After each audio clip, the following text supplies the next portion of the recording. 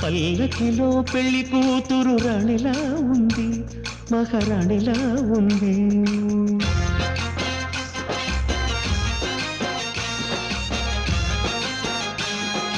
రాణిగారికి సిగ్గులు వచ్చే, రాజుగారికి చిరునవ్వొచ్చే, ఈ ఇద్దరి పెళ్లికి ఆనందం అతిథిగా వచ్చే. పల్లకిలో పెళ్లి కూతురు రాణిలా ఉంది, మహారాణిలా ఉంది.